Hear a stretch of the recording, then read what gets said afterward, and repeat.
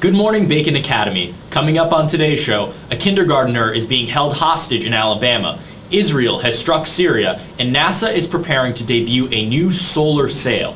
All that and more now on the BASN Academy Student News. Today is Thursday, January 31st, 2013. I'm Bernie Dennler. And I'm Matt McAllister. With midterms over, the second semester has officially begun.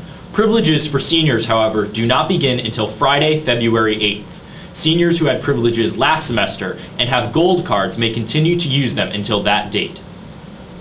An informational meeting on AP courses will be held in the BASN Academy Library tonight for students considering taking AP classes next year and their parents. The meeting will begin at 7 p.m. In Middlefield yesterday, two parents had their parental rights terminated after they were found guilty of the reckless endangerment of 3 children.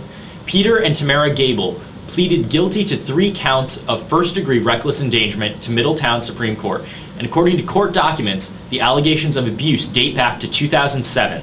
They were both released after posting $75,000 each. Turning to national news, the hostage situation involving a kindergartner in Midland City, Alabama has continued into a 3rd day.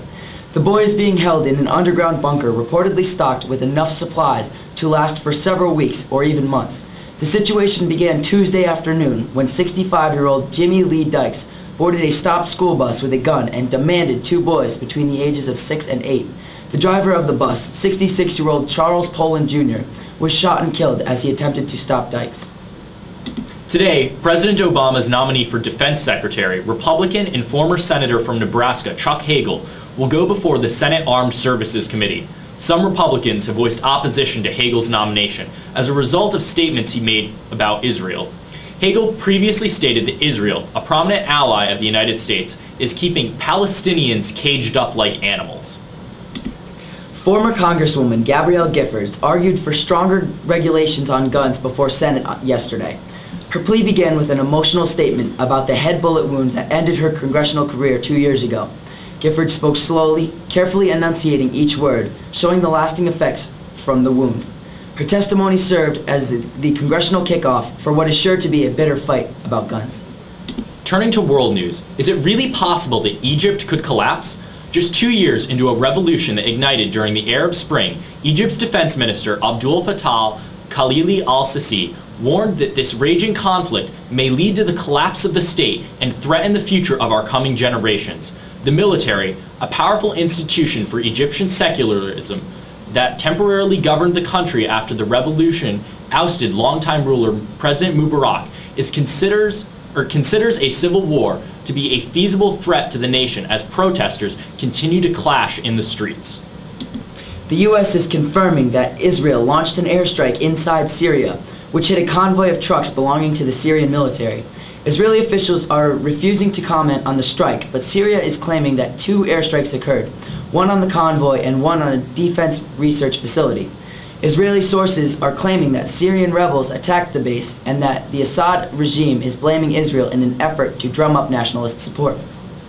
Finally, in science news, in Seoul on Wednesday, South Korea successfully launched a 2-stage rocket carrying a research satellite, a first for a space program long overshadowed by the launches of neighboring North Korea.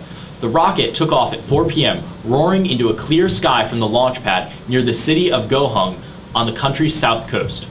Officials said the satellite had been successfully delivered and was due to begin sending signals to Korea Advanced Institute of Science and Technology early Thursday. 2 previous attempts by South Korea to launch rockets into space in 2009 and in 2010 failed due to technical problems. NASA has announced that it will launch its largest solar sail ever at 13,000 square feet. Solar sails are experimental pieces of space equipment which will serve a similar function to spacecrafts as traditional sails serve on boats, except instead of being pushed by winds, they push the crafts using photons from the sun.